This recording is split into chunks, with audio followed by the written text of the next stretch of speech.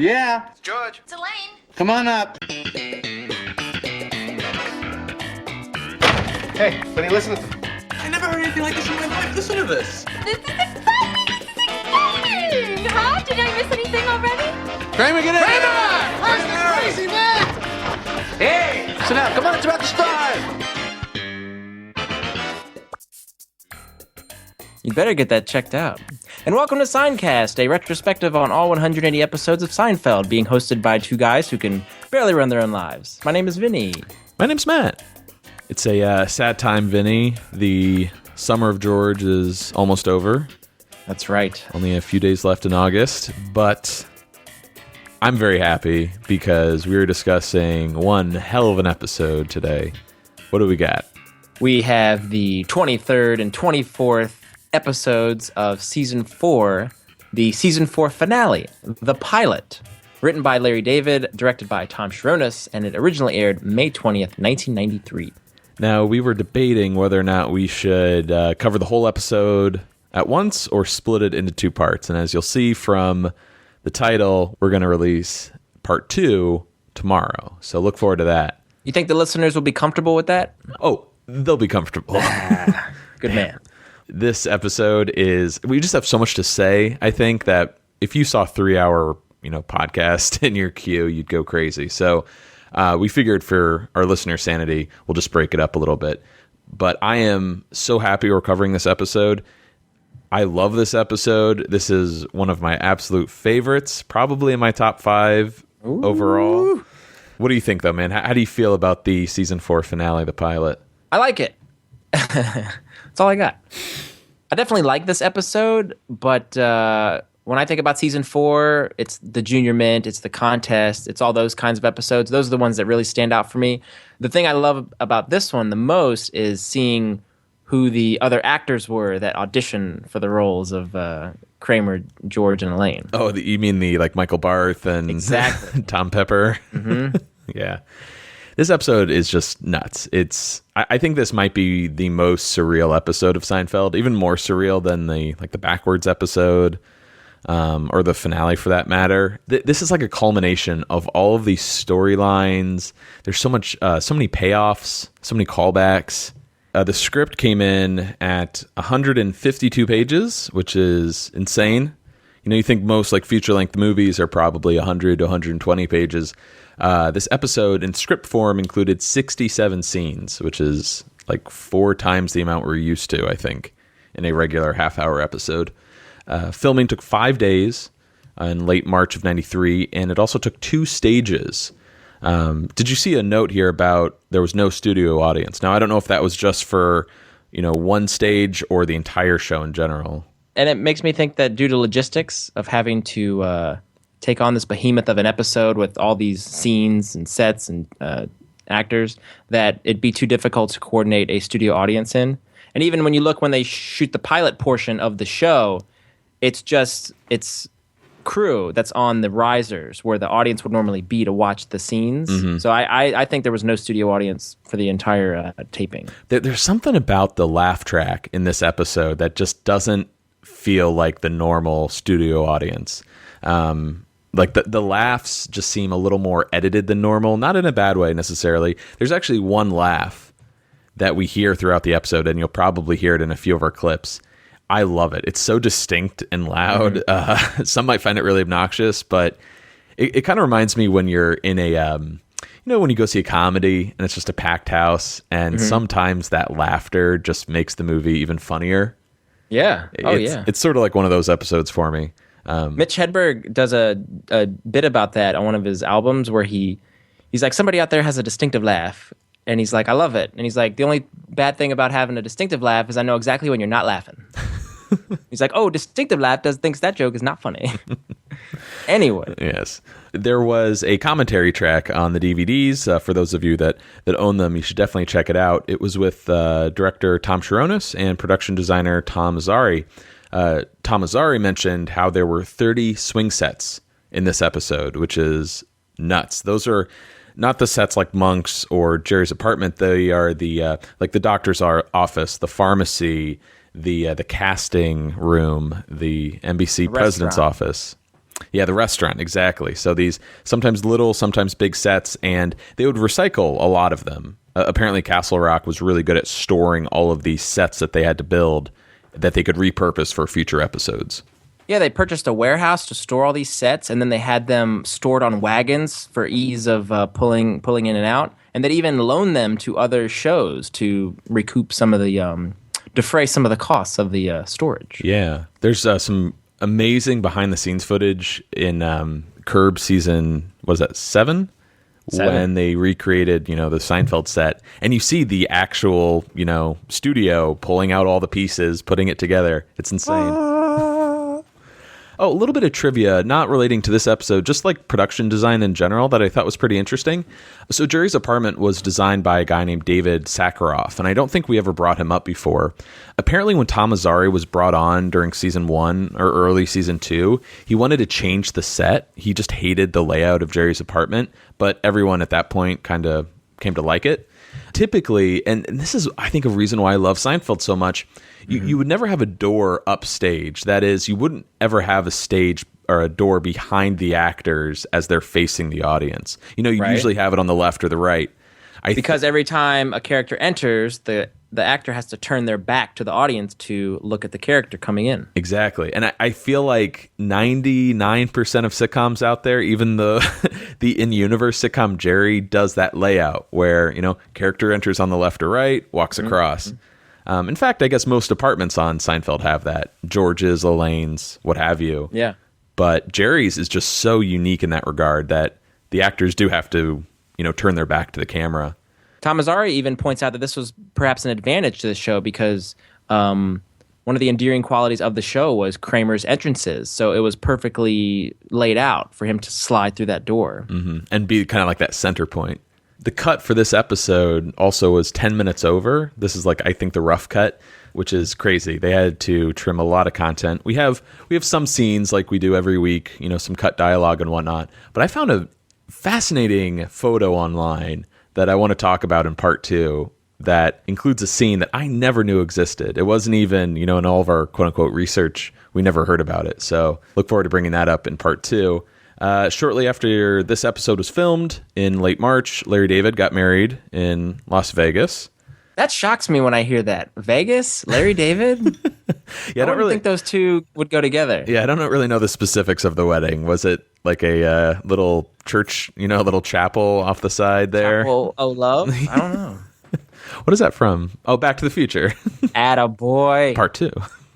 So, ultimately, despite this being the season finale, one of my favorites, I think in probably your top, 5 for the season, top 10, top 20. I would say that. This episode set record viewership numbers. They've only been topped once, actually, and that was by the series finale. So this is, in a sense, the second most watched episode of Seinfeld. That's because it aired at a special time. It aired at 8 p.m. instead of 9:30 p.m., right before the Cheers farewell episode, which was, this 2-hour block. Apparently nearly 33 million people tuned in for this episode. So taking those numbers into account, huge boost for season 5 as we move into that. Oh, yeah. Despite being a pretty meta episode with a lot of callbacks and a lot of payoffs, I think this episode works totally on its own. I don't think you necessarily need to see all of the previous episodes of this season to get this one. I agree completely. You could hop in, and Russell Dalrymple will even say, it's a show about nothing. There's a show. That's a show. So you learn what the show's about, and then you see the show in production. So you get to see these two halves. So it really does introduce you to the show at a wonderful time, setting up for season 5. At first, I thought the exposition was a little overboard. I'm like, all right, we get it. They're doing a pilot. It airs in a week.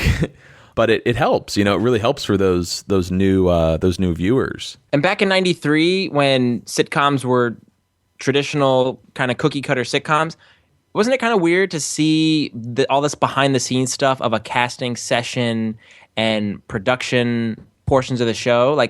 I always found that fascinating. They simplify it, I think, enough for the casual viewer. I mean, it is insane to be like... I was going to say, are you saying they dumb it down for a bonehead mass audience? I wouldn't say that, but I wouldn't disagree with you if you wanted to say that. Should we get started? Yeah, what the hell? To me, the whole concept of fear of success is proof that we are definitely scraping the bottom of the fear barrel. You know, we're going to have AA-type meetings for these people. Hi, my name is Bill, and the one thing I'm worried about is having a stereo and a cream-colored couch. According to most studies, people's number one fear is public speaking. Number two is death. Death is number two. Now, this means to the average person, if you have to go to a funeral, you're better off in the casket than doing the eulogy. I would argue this is his most brilliant joke in terms of we are so scared of public speaking, we'd rather be dead than have to give a eulogy. It literally is genius. This is one bit of stand-up that I quote in real life, or at least I bring up. Mm-hmm. I never give Jerry credit for it, of course, but to ever alleviate, like a situation. In fact, I had to give a eulogy recently. It was like a letter or a little passage written by the deceased person's friend. It was so poorly written. I'm reading it. It makes no sense to me, and I have to stand up in front of all these people, just kind of going on, and no one will understand what I'm saying. So I had to... As if public speaking wasn't hard enough, here's something that makes no sense. Make this relatable to the audience. Exactly. So in my panic, I decided to rewrite it. And I thought, what's the ethics of rewriting someone's eulogy? Is this person going to be there? And are they going to know that I rewrote it? But ultimately, I rewrote it. And then I ad-libbed some stuff at the end, which I was like speaking from the heart, and I started crying. No. So it was a very complicated process. What about you, though? Would you rather be in the casket or the giving the eulogy? Prior to college, I would have said casket, hands down. Mm-hmm. But then I took a public speaking course, so I feel a little more comfortable. Oh, nice. But man, the heart's still racing. I always had this thing where my foot would kind of shake. Only one foot would.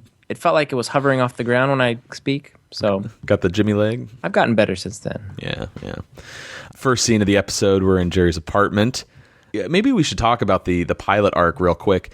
It hasn't really tracked that much since, I would argue, the first half of the season. Mm-hmm. Last time it was big, big part of the episode was probably the shoes, which as well ties into this episode. But it's been, sprinkled, I think, in the handicap spot. Just a line here or there was thrown in to kind of remind us that there is this arc, but it really was abandoned compared to the first half of the season. Right, but we're getting thrown right into it here. Kramer wants to know, hey, why can't I play Kramer in the pilot?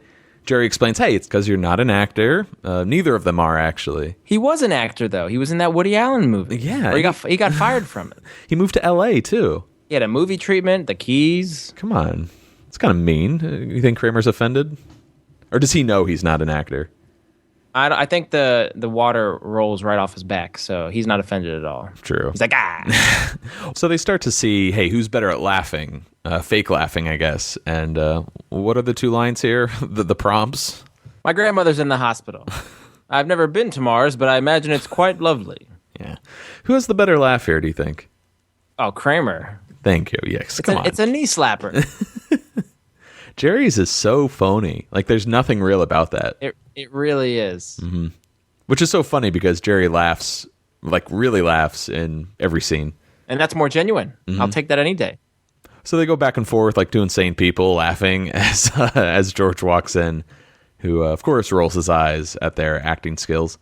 Which I would argue that's Jerry's bit, the eye roll. Oh, yeah, that's great. So George is nervous because they're supposed to be casting this week, but haven't heard from Russell Dalrymple or NBC. And there's a name, Russell, we haven't really heard for a while. And we cut over to the Peter McManus Cafe, which is actually still there, Vinny, 19th and 7th Ave. Let's go. Yeah, we should hit it up. Anywho, Russell is sitting in a booth all by himself with his drink, looking pretty concerned as Elaine arrives. As we mentioned earlier, this goes all the way back to the shoes, right? When, what was the situation again? Would you care to describe it? Russell's eating at Pfeiffer's. He's having his pasta primavera. Jerry and George are trying to get back into his good graces after George leered at his daughter. And Elaine comes over wearing a low-cut dress, trying to get Russell's attention. We never really got a follow-up to that. Elaine never mentions it. And we never actually see their date. She's going to reference that we had one date 2 months ago. Right. That we never saw or heard about that date since. Well, apparently since that one date, he's been calling her constantly. He can't get her out of his mind since they met. This is something I'm sure both of us can relate to, right? Specifically with Elaine. Elaine's very attractive. Of course. Very charming. Elaine tries to get him to understand, hey, as the president of NBC, you could have any woman you want. Why me? But I want you. Yes, the heart wants what the heart wants. Oh, man. And I love how as Russell's kind of opening his heart up to her, even though it's in a psychotic kind of fashion, she's looking at the Chex Mix, being like, why would anybody put these cheesy things in here? Well, I don't know how you could eat those. Yeah. Even peanuts would be good. Yeah. And I think that's a very Larry David thing to do in a very sensitive, dramatic moment that you're going to provide some levity by just talking about something unimportant, such as Chex Mix. Boy, these things are really hard to load. Mm-hmm. Yeah, which is always welcome. I also wanted to add that this is Bob Balaban's 5th and final appearance as Russell Dalrymple in the Seinfeld universe. And oh man, as incredible as he is in the the pitch, just sitting in that chair eyeballing George and Jerry, he is incredible in this episode. Mm-hmm. So good. Elaine tries to be honest, as you should be, and explains, hey, I don't like television. Maybe if Russell were in Greenpeace, things would be different. But she's not being honest, though. She's making that up. You think so? Yes. I don't know. I want to put it out there that I think she is a bad breaker-upper, according to this evidence right here. But, okay, to be fair, she says she doesn't like television, which is probably true. And he's in network television. He's part of the problem. No. Really? I think she's making that up. But what about the tuna, the dolphins and the nets, the recycling, all these noble causes? You don't think that Elaine would be more attracted to him if he were in Greenpeace? Perhaps, but I think that's just kind of the essence of who she is. That's what she's going to use to weave her web of lies. Interesting. I think because he's such a nut, calling her, she hasn't had the best track record this season with that nut doctor she went to Europe with. Joe Davola. And Joe Davola. So she's not, and you got that fat artist, Roy.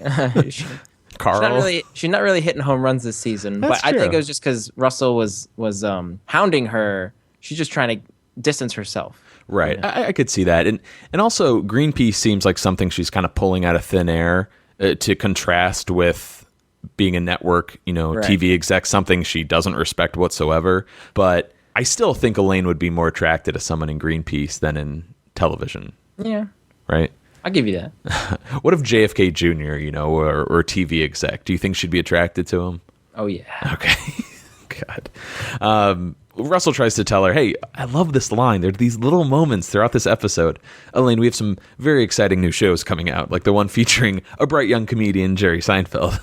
It's such a... It's pitching her now. Yeah, it's like he's reading like a cue card or something. The way he phrases it and delivers it. Now, Elaine here is going to go, oh, yeah, I've heard of him. He's that, did you ever notice this? Did you ever notice that guy? Mm-hmm. And it kind of gets a little chuckle from the audience. And it's kind of fun when the characters will knock Jerry's comedic style. Oh, it's the best. Because Elaine does it here, and then George does it in the race. So what do you do? A lot of that, did you ever notice kind of stuff? A lot of comedians are doing that nowadays. Yeah, I don't watch TV. I like to read. And then we get a callback directly to the pitch episode.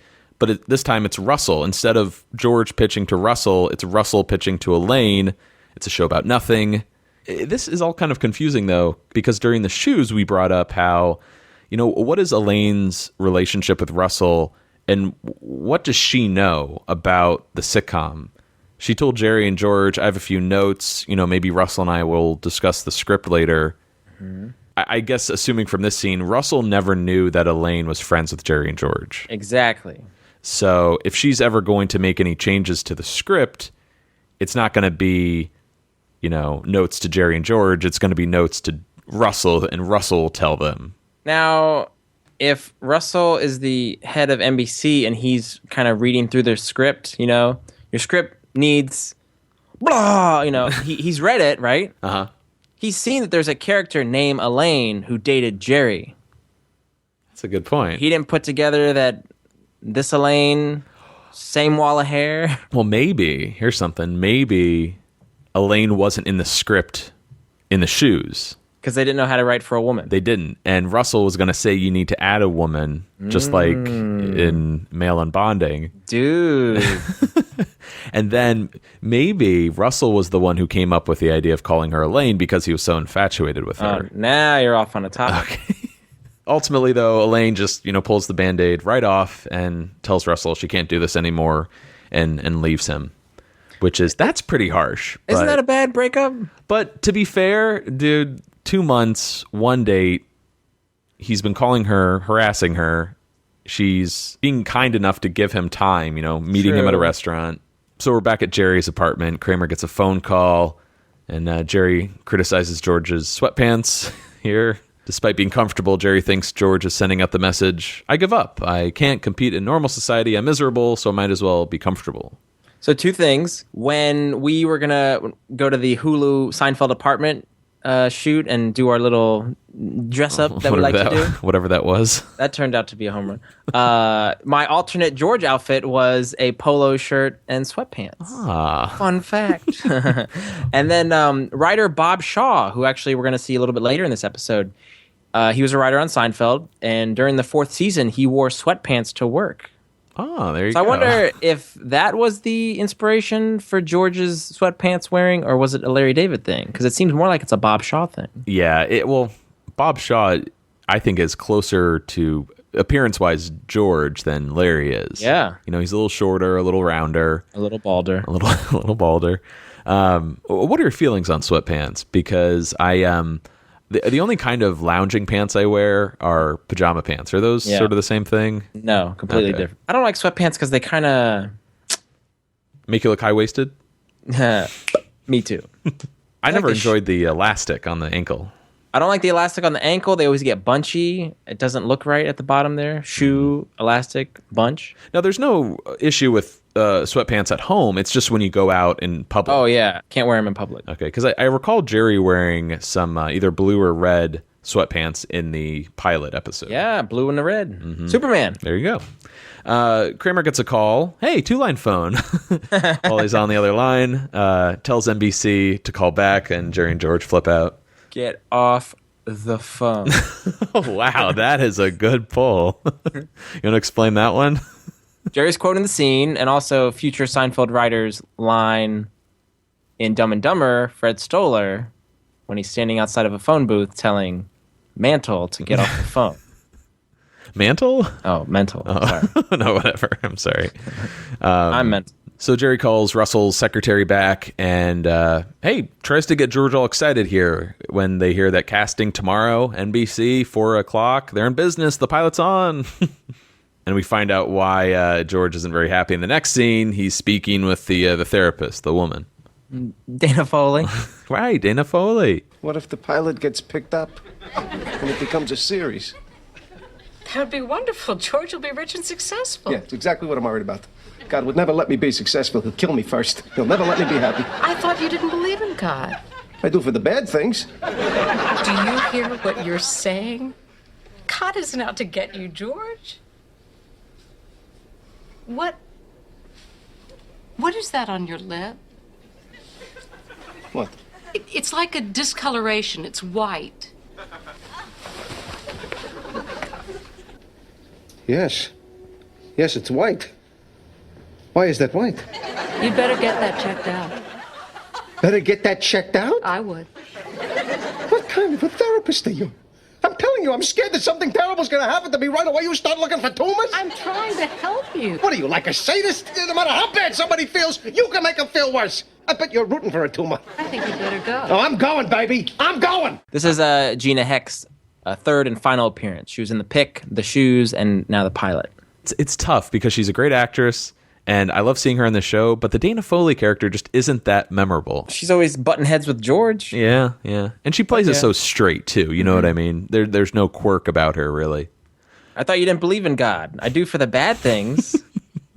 And God would never let me be successful. He's going to kill me first. Dude, Won't never let me be happy. This is so relatable. Like, it totally makes sense. Whenever...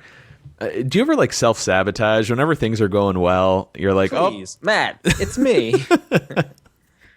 And maybe that's why we're good friends. Whenever things start happening, you know, when it's so nice when it happens good, it's just a matter of time until we find like a white spot on our lip.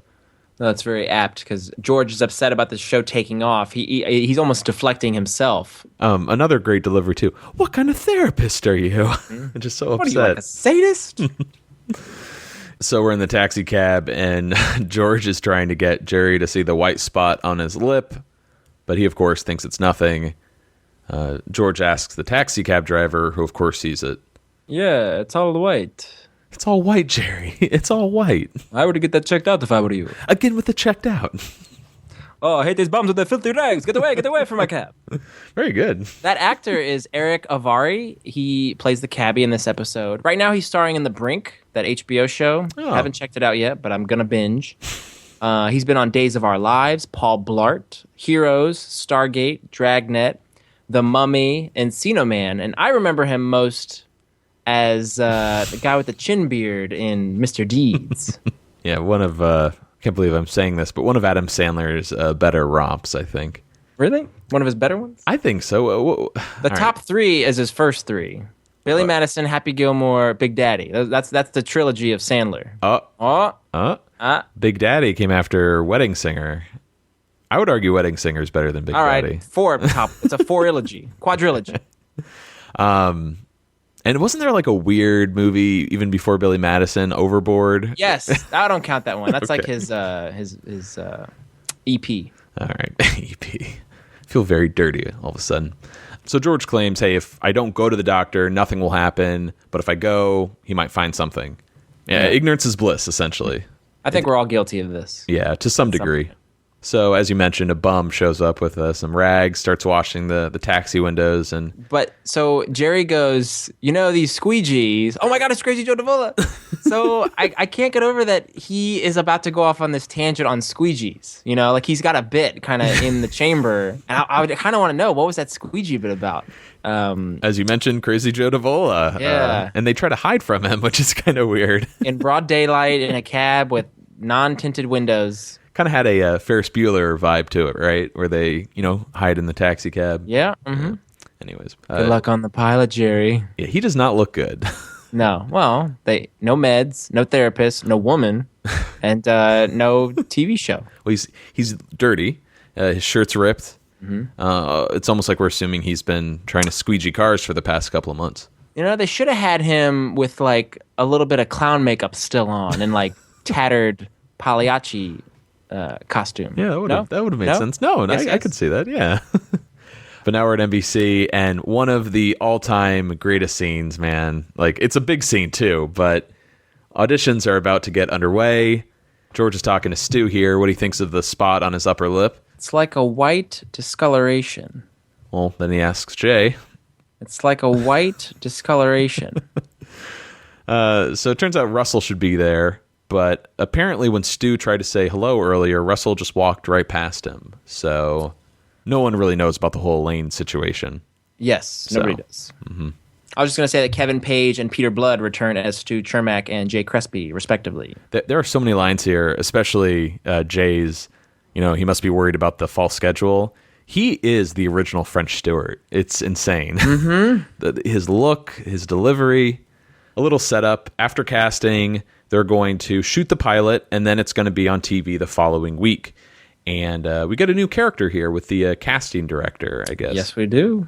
Laura Waterbury plays the casting director. Unfortunately, she passed away in 2013, but she is based on real-life casting director Meg Lieberman, who, along with Mark Hirschfeld, cast the actual Seinfeld shows. I always thought that she was an actual crew member. I didn't know she was an actress. Ah, interesting. This casting director. There's just something about her that just felt very natural. Just like Phyllis on The Office. She used to be a casting director. And Really? then she got into acting. And she seems like a casting director as well. Mm-hmm. Very sweet. But Laura Waterbury, Seinfeld was her second to last acting gig. She was in the movie Better Off Dead, Honey, I Shrunk the Kids. Then she was on Cheers, Murphy Brown, Mad About You, Frasier. Basically almost any show that Seinfeld had some sort of tie-in with. And then she was in a 1985 Twilight Zone episode, A Little Peace and Quiet. Oh, very nice. Very nice. So the first actor to walk through the door is Mark Matz, who is auditioning for the role of George. Everyone who walks through the door, there's just some incredible joke. The twist here is he's very attractive, smooth talker. Full head of hair, thin, confident. And George is looking at him, this guy's perfect. Meanwhile, you hear Jerry's inner monologue. What are they kidding? Who the hell is this guy? Were they kidding? Yeah. And the material, another brilliant... I know we're used to this because this episode is, 22 years old now. And Seinfeld's the greatest show of all time. It is so brilliant. All of the material they're auditioning with are scenes from, season 2, season 3, even earlier this season. And Mark Matz reads material from The Boyfriend, right? Did anyone call for Vandelay Industries? No, why? Listen to me. I told the unemployment office I was close to a job with Vandelay Industries, and I gave them your phone number. So when you answer the phone, now you have to say Vandelay Industries. It's so cheesy, and it's so bizarre to hear someone deliver this material in that manner. Other than Jason Alexander. Yeah, it's just brilliant. I love it. But I love being able to see an alternate version, and it makes you appreciate what we have, the original. Also, notice how George is laughing hysterically at this read, whereas everybody else is very stone-faced. Yes. Roger Rose plays Mark Matz. And this guy is a seasoned voice actor. He was in Tiny Toon Adventures, Bonkers, The New Dennis the Menace, Batman the Animated Series, The Tick, and he even does video game voice work. He was in Batman Arkham Asylum and Arkham City. He's got like over 100 voice credits. And he was, what's his name again? Mark Matz. No, the real actor. Roger Rose. Hey, there you go, alliteration. I read something. He was a DJ or something, or he used to be a VJ for VH1. That's right, a video jockey. Mm-hmm. But the next actor is the one we saved a clip for. Next up, Michael Barth. Hi, Michael. How you doing? Thanks for coming in. See you. Everything all right? I just came from the podiatrist. Yeah, I got something wrong with my foot. I got a little gangrene. They're probably gonna have to amputate. Any questions? Yeah, well, what are we looking at here? I mean, is this guy like a real loser? No, not a loser. Let's start with the second scene. You have it there? Yeah. Okay. A man gave me a massage. So? Well, he had his hands, and he was. He was what? Well, he was touching and rubbing. That's a massage. I think it moved. That hairline. Hi, Gabarth. Jeremy Piven plays Michael Barth, or George. He was in PCU, The Larry Sanders Show, Ellen, Family Man, Serendipity, Black Hawk Down. He was in a 2002 Twilight Zone. Did you know that? Yeah, those are the really bad ones. Okay. Yeah. Old School, and then most notably, he's Ari Gold from Entourage. Yes. But this scene, the way he just embodies George Costanza to a T. It is incredible. It's so bizarre. We're going to have a character watch someone audition to play him in a sitcom on the sitcom. It's just insane. Mm-hmm. And then it works perfectly. As soon as he walks through the door, you hear that news, got a little gangrene, they're going to have to amputate. You love that line. You always say that. This episode took me back to college when I would watch this episode on repeat. I love it. And I seem to recall when you'd introduce yourself to people and then say, hey, how you doing? You would come back with that line and they would have no idea what you're talking about. I might do that again. I miss those college days. Bring it back. Yeah, why not? Got nothing to lose. But the material that Michael auditions with is from The Note, right? That's right. This is when George got a massage from Raymond, the masseuse. They're really picking some classic scenes here, which is awesome. Yeah. And again, if this is your first Seinfeld episode, you're getting a nice, like, this is the show. This is the kind of encounters these characters deal with. I meant to mention that earlier, how this is a great introduction for first-time viewers, but at the same time, it's intriguing. It's like, I want to watch all of these previous episodes now to know what they're talking about. Because even without, the context, the dialogue is still hilarious. Mm-hmm. And we always praise Larry David for his callbacks and his references and, inserting one little line from a previous episode for the continuity to make the existing audience kind of appreciate it. And here it is again. We all saw this episode. We all we know this to a T. We can visualize George Hotel. Yeah. And what's perfect is, Michael Barth, spoilers, he gets cast as George, as TV Jerry George. And it's perfect. He is that character exactly. And as we'll come to see later on, the actor playing Kramer is perfect as well. It's insane. There was one little line here, when Michael says, what are we looking at here? Is this guy a real loser?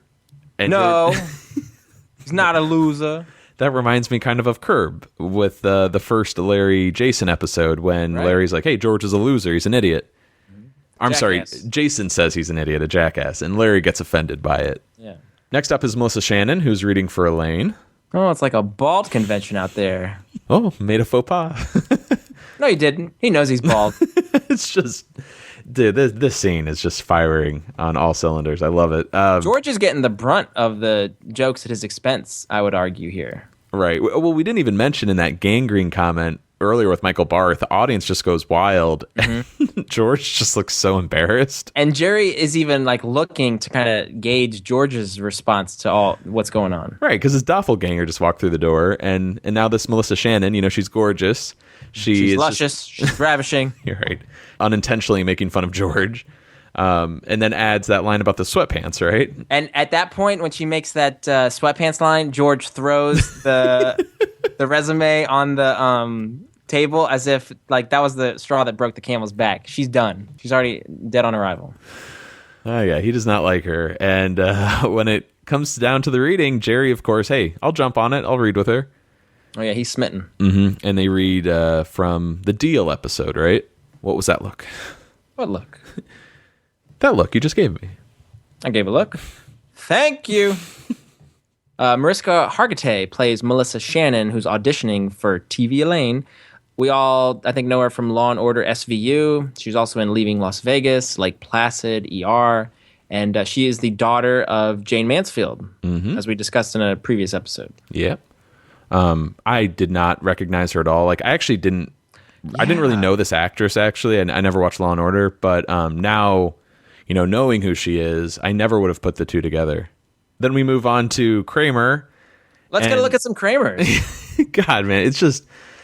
listen, if you want to just go watch the episode, because we're never going to do this justice. All we're doing is gushing. Yeah, we get this brilliant montage of different actors through the door. This is just so brilliant, and I feel like we take it for granted. It's an old episode.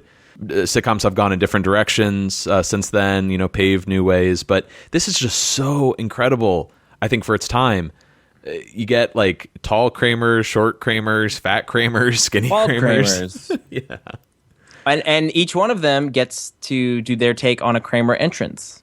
And what a great little joke there as everyone's speeding through the door and that one big guy just slowly opens the door. Slowly closes it. But it's Tom Pepper, the final actor, who catches their attention. Hi. How you doing there? Welcome. Good to see you. How you doing? Good. What is this about? Levels. Levels. Yeah, getting rid of all my furniture, all of it.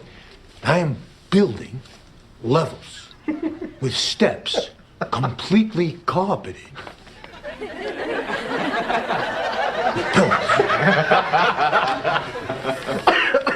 Like ancient Egypt. I don't know how you're going to be comfortable like that. Oh, I'll be comfortable. Very nice. Tom, that was terrific. Have some joy. Yeah. Sure. Thank you for coming in. Thanks for coming so wonderful, really. Oh, yeah, that's really well. Bye. Okay. Thank you. Take it easy. Now, I thought he was really good, very funny. Yeah, I liked him. What happened to the raisins? Yeah, there was a box of raisins there. Did he just steal the raisins? You think he stole them? This is Martin Van Nostrand. What are you doing here? Don't you know each other? Wait a minute, I know you. You're the guy from the Calvin Klein underwear ads. That's true. So you mentioned how all those different Kramers came in and did the different Kramer entrance, then the big guy kind of just walked in. Mm-hmm.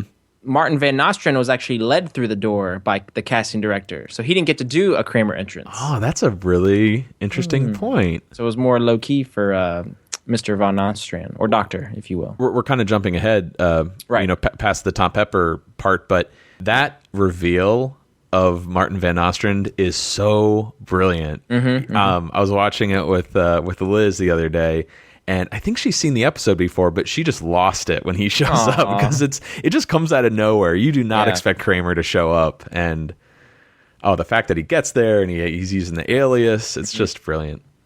Well, let's back up. Tom Pepper's now auditioning.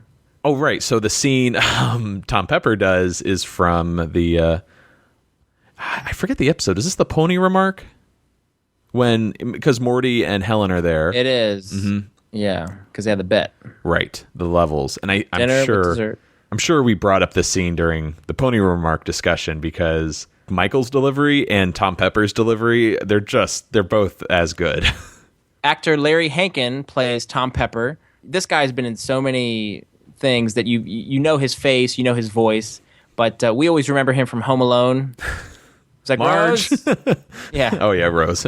Hi, Prawn 2. Hang on. Does he have something lodged in his throat? Anyway, Home Alone, Pretty Woman, Escape from Alcatraz. Hey, Billy Madison. What's that laugh he does? He was in Breaking Bad, recently as Old Joe. He was on Friends as Mr. Heckles, their neighbor. And hey, he was in Jake and the Fat Man for 3 episodes. This guy's been in the gamut. Larry Hankin is brilliant in this scene. We've actually brought him up, I think, way back in season 1, probably, didn't we? Because he originally auditioned for Cosmo Kramer. So it's really cool that they brought, this actor back to, hey, you get a shot at Kramer, in a sense. And I wonder, too, I know the answer to this question. He's obviously emulating Michael. He's not coming up with his own spin on Kramer. Correct. Because the hair is high, the vintage clothing, the entrance, I'll be comfortable. Oh, God, it's just The so delivery. good. He has many scenes to come where he just nails it out of the park. He's an odd character. You can't tell if he's a little off his rocker or if he's is he just like a cheat? Like, what is he doing with the raisins?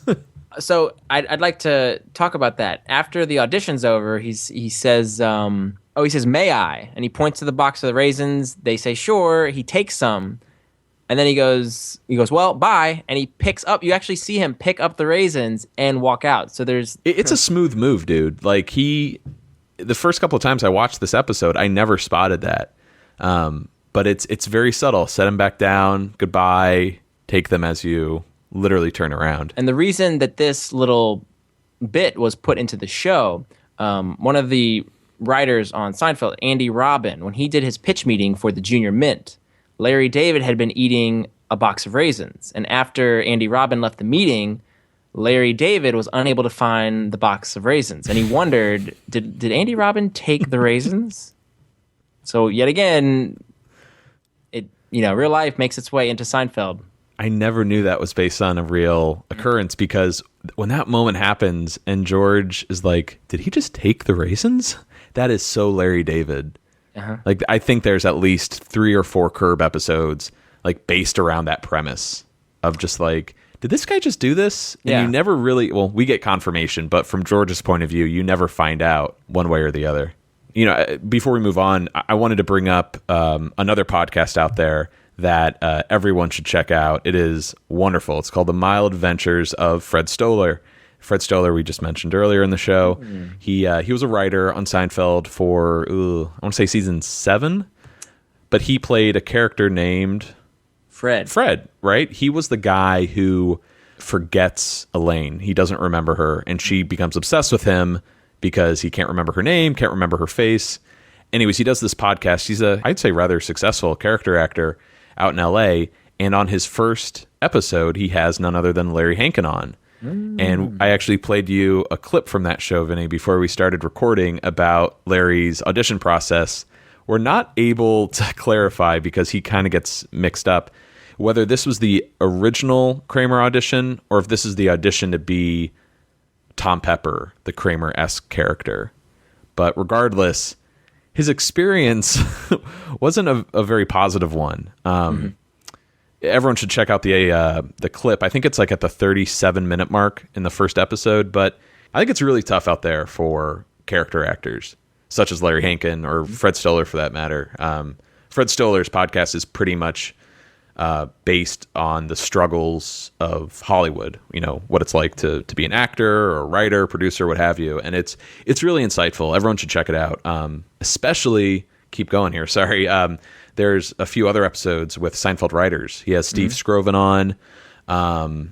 Who else? Oh, he had a great one with Sam Cass, who has incredible stories from the writers, not room, but like the writing team on Seinfeld. Great podcast. Check it out. Really funny. Fred Stoller also has a book, Maybe We'll Have You Back, about his brief stints on all these different TV shows, including Seinfeld. Because not only was he a writer, but he also acted as Fred in that episode. And he was in the background in certain episodes. So his writing credits are The Soup from 1994 and then The Face Painter in 95. And when they're at the hockey game, Fred Stoller is behind Jerry and Putty in a Devils jersey. Mm-hmm. He also wrote a Kindle book. I haven't read it yet, but it's called My Seinfeld Year, which apparently is a big seller on Amazon.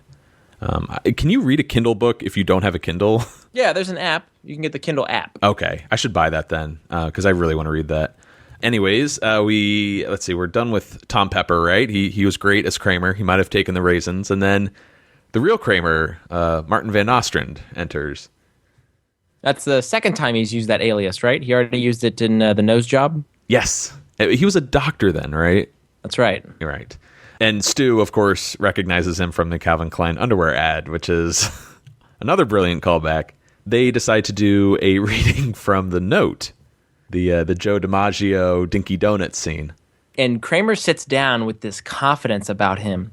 They cut away to, it's George and Jerry just so amused at what they're witnessing of Michael Richards playing Kramer, auditioning for Kramer. Like, you said meta earlier, but it's all these layers. It's like Inception, yeah, but in sitcom form. The whole joke here being that Kramer isn't a good actor, and he's not being himself. He's acting without acting. Yeah, but this time, I went in. We like to say that. Yes. Oh. Yeah. Suddenly, Kramer begins to perceive this impending intestinal requirement and sprints down the hallway. But the bathroom is a full house. That's producer Tim Kaiser telling the bathroom's full. Kramer runs onto the street into La Reserve, I guess, some restaurant, and a familiar voice says, "Sorry, customers only." Larry David, yep, back again. Kramer makes his way to, I'm not familiar with this theater, Guild on 50th, but he runs in and says he needs a ticket, and then instead we cut to Kramer running through Central Park, I guess, back to his apartment. Just holding his stomach. If you look at when Kramer's in the buildings, it's Michael Richards going down the hallway, opening doors. But then when they cut to the shots in New York, it's body double Ron Ward, who is actually much shorter than Michael Richards. Yeah, on the commentary, they do point out how he's much shorter than Michael Richards. And when you see him run past another person on the street, you can see that height difference. But it's like he's good at mimicking Michael Richards' body movements, but at the same time, not. And that makes it funnier. Not. And I can't help but think of that scene from Wayne's World 2, where they have the body doubles in England. Here we are, Piccadilly Circus. What a circus. But it's a really tall Wayne and a really short Garth. And that's right. I can't help but think that. I think that's part of the charm, too. He's trying really hard to emulate Michael Richards. And it's close. Like, you can see what he's going for. But at the same time, there's only one Michael Richards. Oh, and did you notice how when Michael opens the door, he's like, "Where's the bathroom?" He opens the door, but he looks back as he's opening it, and he opens the door into himself. Oh, I didn't see that. It's really a really cool move, and I lose it every time I see that. You're really good at finding those little Michael moments that I think the casual viewer, even someone like me, would just totally miss. but it's like a stroke of genius. Like I can't imagine somebody else thinking to do that. And I feel like it's all premeditated by Michael. He's like, okay, I'm going to do this. This is going to work. And I'm going to, this will add it'll punch it up just that extra notch. Oh, he knows what he's doing. Before we move on, that moment where he runs through Central Park, it kind of seems like the shot is clipped. I get the vibe that there should be something after that. And there was. Apparently, Kramer assumes he's being mugged by someone. I don't know what, dialogue is exchanged or what the situation is, but he doesn't make it to his apartment in time because he thinks he's being held up, which is a bit confusing, as I'm describing it. But I want to see how that scene would have played out. So does he think he was being mugged, but they really just wanted his time to ask him a question? Yeah, exactly. It kind of reminds me of that scene, the Marathon Man parody, or I guess before that parody with the German tourists. Exactly. Where he's like, real New York mugging. Anyways, we cut over to Monk's. Jerry and Elaine are having some coffee, and she wants to know, hey, who's playing me in the show? Very talented actress, and I appreciate this. I like it, but I don't get Jerry's jokes here. Like this tangent he goes on. He's just screwing with Elaine. He doesn't want to be serious with her. She's an Eskimo, Mm-hmm. Came down from Juneau by sled. In the Iditarod, goes to the finish line, kept going, got the dogs with her in the hotel room. It's kind of like a Jerry defense mechanism where he doesn't want to be serious. Well, he acts this way with Elaine, but then when he goes on this date with Sandy later on, she's asking him questions seriously about the character, and he is also giving silly answers. That's true. Good call. So about Russell, Elaine's kind of worried, doesn't understand why he's so obsessed. Again, they went out 2 months ago. Is she really that charming and beautiful? She is, but Jerry's response is, no, you're not. I was wondering if you would be like, I refuse to say that. Mm-hmm. Elaine's got some confidence on her, though, because in the smelly car, she was questioning, is it possible I'm not as attractive as I think I am? And I wonder, is this a callback to that? Because she says, why do I keep setting you up? Good call. And Jerry's like, I don't know. So Elaine tries to get some coffee from the waitress, Peggy, but she doesn't notice her. Peggy!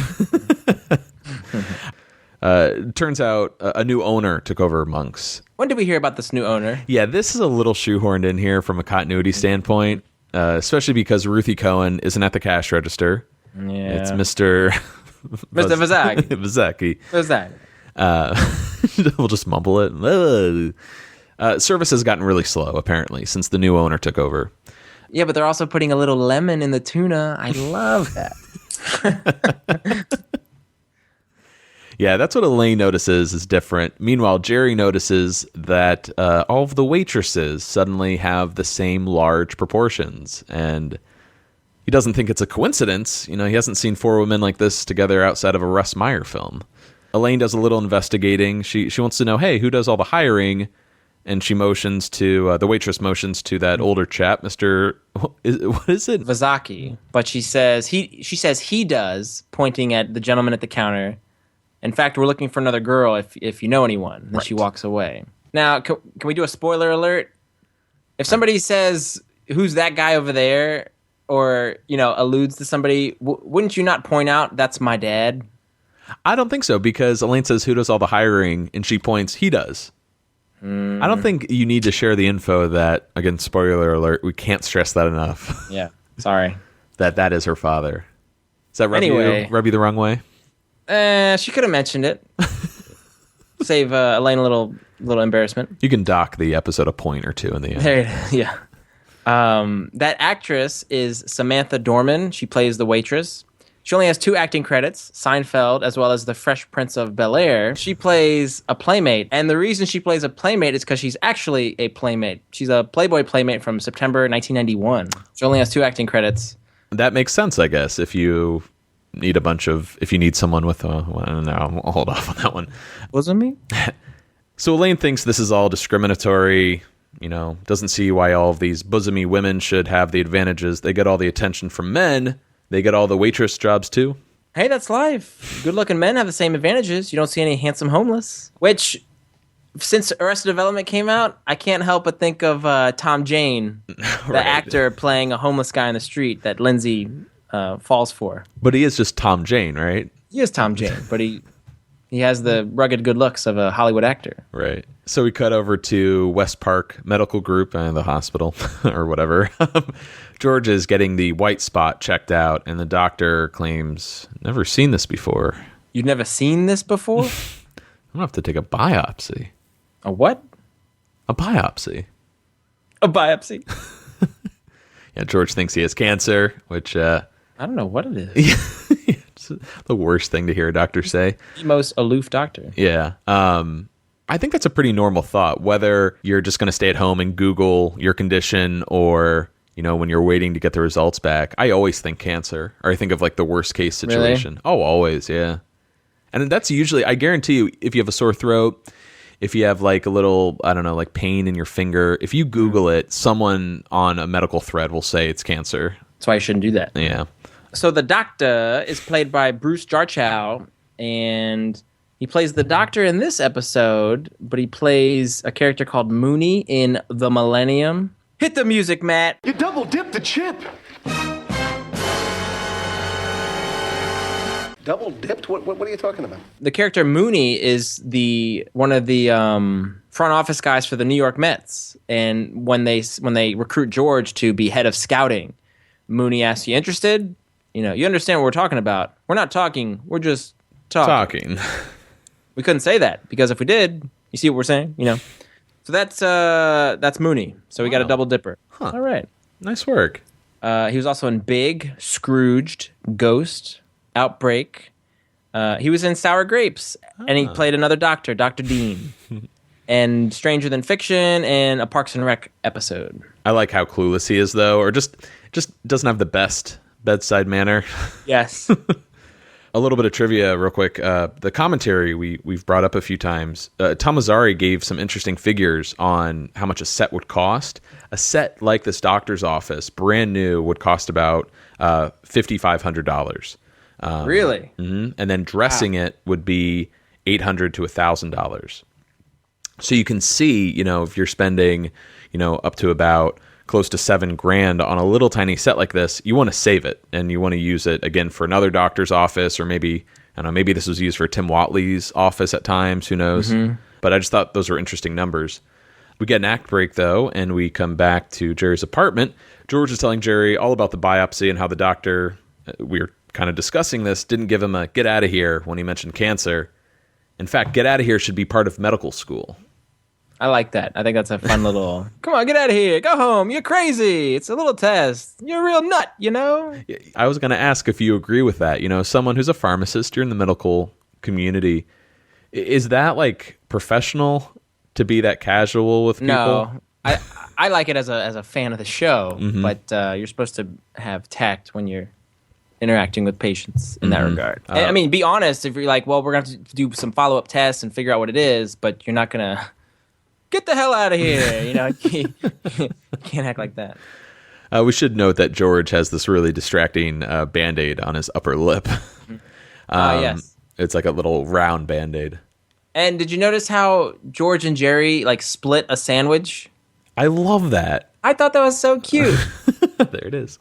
That's love, man. Like, George is ranting, raving, and Jerry just hands him that half. George thinks all of this is because of the pilot. God doesn't want him to be successful. Show will be successful. He's going to be dead. Dead, Vinny. Can't you die with at least a little dignity? No, I can't. He's lived his whole life in shame. Why die with dignity? That's true. Mm-hmm. So Kramer enters a little slower than usual, and here we go. We get a little bit about that deleted scene. He got mugged in Central Park. So I guess the people did actually mug him, or maybe he thought he was being mugged. Thinks he was mugged, but he really was just stopped. Probably asked for directions or something. Yeah. But since he got held up in the park, he's got a big problem now. He waited so long and he missed his chance. And what's even worse is he can't get it back. There's some great body language here by Michael, just really uncomfortable, kind of clutching his stomach, and he's really just doing circles around the apartment. Oh yeah, they offer him a bite of the sandwich, and he turns it down, and then the buzzer rings, and he does a spin. Mm-hmm. Elaine comes up as Kramer leaves, and a great little line here is Jerry's like, he's a little backed up. Mm-hmm. So Elaine apparently spoke to some of her sisters about the coffee shop. Who are those sisters, by the way? Yeah, I wanted to know that too. Is that Carol and Gail, maybe? Only one that makes sense is either her sister. Well, maybe her actual sister. Actual sister. I thought it would have been Carol and the group of women, who end up having babies and go see the English patient that she doesn't really care for. Are those her sisters? Yeah, that would probably make the most sense. But George says, the sisters. Or Jerry says. Yes, says the sisters. She's going to apply for a waitress job, apparently. She's going to be wearing one of Jerry's large shirts. Last time she did this, I think, was the deal, remember? Yeah. That purple shirt. And she had the big old sneakers on. Expecting, of course, by applying for a job there, wearing this baggy shirt, that she's not going to get the job. Exactly. So next the phone rings, and it's TV Elaine. She wants to get together with Jerry and talk about the part. Well, what about the dogs? They're having sex in the hotel room. It's not as classic, but I love that line just as much as let's watch them cut this fat bastard up. It's just so unnecessary to close the scene, but it's perfect. It works. So we're actually back at the Peter McManus Cafe, which is a little weird. The same table. I guess they were a little short on, exteriors and set dressing. If it's going to cost $6,000 per set, by all means, reuse. Yeah. And this, I don't know about the booth, but this kind of restaurant reminds me a lot of the scene with at Mendy's with Kenny Banya, or the engagement scene where his Jerry's girlfriend eats her peas one at a time. What's the rush? So Tom Mazzari noted that, because it's, and Tom Sharonis, just because it's two walls and it's close-up shots of the characters, you really don't need a lot. So they try to do, a minimalistic, like a bare bones shot. You dress the set, but you really only use what you need to get the shot. It seems like when Seinfeld wasn't in one of the staple sets, they're somewhere like at a restaurant or a doctor's office, the shots are pretty tight. You're right. So Jerry and Sandy are having some coffee, and he's, of course, answering her questions about Elaine, but adding a lot of jokes. I want to experience everything she's experienced. Everything? Everything. All right, she cuts a pasta with a knife. That's good. What's her favorite movie? Shaft. You gotta give me a picture. What about sex? She likes talking during sex. Oh, dirty talking? No. Just chit-chat, movies, current events, regular stuff. Sandy... Elaine. What? Call me Elaine. All right. Elaine? How does Elaine kiss? Well? Does she kiss like this? Actually, she has a thing where she spirals her tongue around. It's like a... Like this? I think you got it. Sandy Robbins is played by actress Alina Wall. She is TV Elaine. Now, we didn't see her audition, right? We only saw Melissa Shannon, a.k.a. Mariska Hargitay's audition. Is that correct? Yeah. And I wonder, part of me thought that they cut it, but I think they just never filmed it because this character gets, I think, just as much screen time or as material as Tom and Michael Barth. Right. So I think it's sort of unnecessary. Okay, so Elena Wall, she was in LA Law, the movie K2, Melrose Place, Mad About You, and that movie The Invention of Lying. Ricky Gervais. Oh, yeah, right. Yeah. But man, Jerry's got some really good trivia questions, I would wager.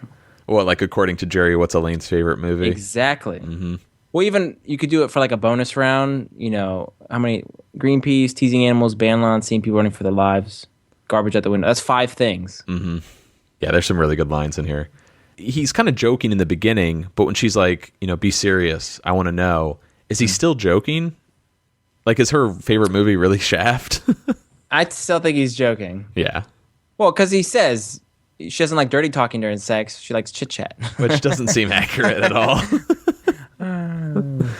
But anyways, doesn't Larry participate in chit-chat during sex in Curb when he's single Larry? Oh, yeah, maybe. I think he's having sex with a woman, and They're just talking about nonsensical stuff. Let's see. Next scene, we're at Monk's. Here we go, man. I say, I love this scene. I love this scene. Here's another favorite of mine. Kramer and Tom are having a very similar conversation to Jerry and Sandy. No, I like to eat spaghetti with just a fork because I can keep the strands long and I can slurp it up to my mouth like this. Look. Now, sex, I like the bottom. Let them do all the work. You should be writing the stuff down. Yeah, bran flakes. 100%.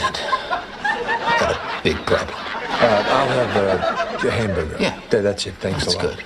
Oh, now, I like to play golf. Look, this stuff doesn't matter to me. See, I'm going to do the character like me, not like you. You gotta play him like me. I'm Kramer. I'm Kramer. Whoa, I'm Kramer. This is very bizarro. Bizarro, that's a great thing to bring up, man. I didn't really make that connection with Kevin, Gene, and Feldman. Here we are getting kind of a, well, with the exception of Kevin, we're getting the bizarros of the other three. Mm-hmm. After Kramer gives that sex advice, and he's like, let them do all the work. It's so sleazy. Yeah. I think we've brought up my love of the bran flakes line. 100%. You got that right. Even Tom just ordering a hamburger, and Kramer's like, yeah, that's good. That's good. Well, Kramer wants so badly to help Tom out and kind of give him the essence of who Kramer is, and Tom wants nothing to do with it. Yeah. He's like, I'm going to play it my way. I don't care about any of this that you're telling me, I'm Kramer. Whoa. For any new listeners, should we explain the whole bran flakes history with us? Yeah, what the hell? All right. So in college, I still love this episode, but I would quote it a lot. Particularly Kramer saying, bran flakes 100%, I got a big problem. I love that line. And Vinny, at my wedding, you decided to throw a little Seinfeld trivia at me during your best man speech. I did. Which I was not expecting. And I was so just overwhelmed with the day's events. I didn't really know what you wanted me to do when you asked me what you wanted me to finish the quote. I said finish the line. And you read bran flakes 100%. And then and then I said I'll have a hamburger. I thought you wanted me to be Tom. Oh God. And I remember when you said no, everyone in the reception hall was like, "Oh." It actually worked if you think about it, because you get the first one wrong and then you come back at the next one, so you totally redeemed yourself. What do you remember what the second line was that you quizzed me on? I can look it up, actually. I have it on my computer. I think we've done this before. Scintillating as always. Oh, I got the other line. Langer hands. Kitzmiller. I swear we've brought the story up at least 2 or 3 times on this podcast. But anyways, Elaine enters the restaurant wearing the baggy shirt, which was all part of the plan. Talks to the owner, Mr. Viveki, about applying for a waitress job after working in the city for 10 years. She has a whole list of references, but he's kind of cagey and says, I don't need anyone right now. It's a terrible accent. I'm sorry. Can't do the voices. I don't get why he acts like this. Because he does look her up and down. Is it because she's dressed kind of slovenly? I think he's a little taken aback when she applies for the job. It's not like he's like, oh, great. And then he looks at her. Right from the get-go, he seems to be, have you waitressed before? Again, spoilers. It seems like right from the gate, he only wants to hire his daughters. Yeah, but he's out of daughters. Yeah, so what is he going to do? Like, they are looking for extra help. And she's a professional waitress for 10 years, so... Yeah. I think this guy is not... Your kind of guy? Well, I don't think he's completely innocent. Like, yeah, he might only hire his daughters, but I still think he wants to hire people that don't look like Elaine. Of course, Elaine tells him, you're in big trouble, mister. And I mean trouble with a capital T. Mr. Well, what did I do? So innocent, Mr. Fazaki. I don't know about that. He's played by Al Ruscio, who actually passed away in 2013. He was in Showgirls, The Phantom, Port Charles, and The Godfather Part 3. Ouch. I don't know. Between The Phantom, Showgirls, and Godfather Part 3, I don't know which one I'd rather be in. I guess probably Godfather, but yeah. Yeah, he's an interesting guy and a weird bit of continuity because we never see him again outside of this episode. And, I was always confused about, I always thought Ruthie Cohen was the cashier and Larry, the cook, was also the owner. Right. I don't know if that ever gets confirmed, but... that's how I like to think of it. That Larry owns Monks? Despite, regardless of what we will learn, but he seems like he is the owner. Mm-hmm. He's got a lot of authority. Mm-hmm. But is it safe to say that Mr. Videcki still owns the restaurant, like by the series finale? I would say no. We only see him this one time. There's no way he can still be running Monks. Maybe what happens next does pay off at some point in the future. Elaine visits the Equal Employment Opportunity Office, and she's explaining to a rep about the waitresses, how one is bigger than the next. It's like a Russ Meyer film. Who? Yeah. Director made these terrible movies in the 70s with these kind of women. He's obsessed. He's obsessed with breasts. That's hard to say. I really enjoy that line from Elaine. Oh, yeah. It's very innocent. On one hand, she's so passionate and, determined to put this guy in his place, but she can take a moment to be like, oh, yeah. She's like a little girl just pondering, like, that's really difficult.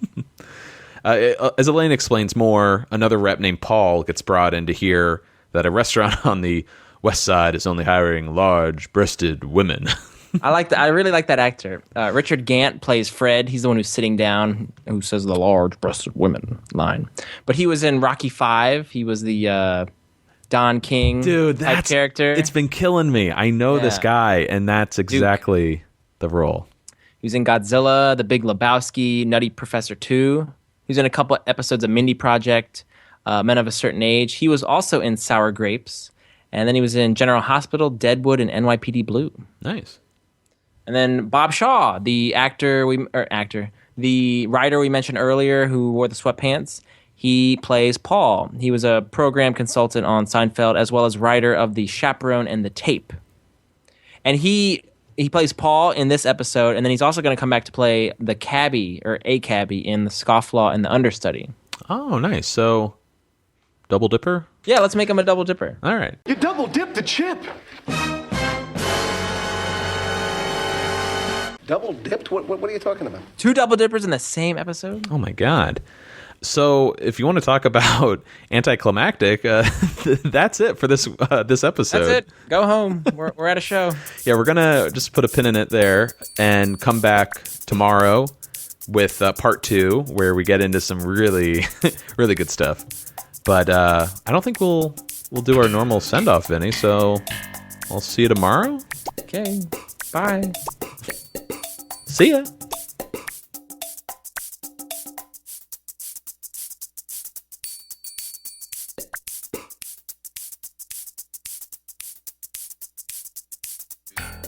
Seincast is not endorsed by Castle Rock Entertainment, Sony Pictures, or NBC. It is intended for entertainment and information purposes only. The official Seinfeld site can be found at sonypictures.com/TV/Seinfeld. Seinfeld, the Seinfeld logo, and all names, pictures, and audio of Seinfeld characters are registered trademarks and/or copyrights of their respective trademark and copyright holders.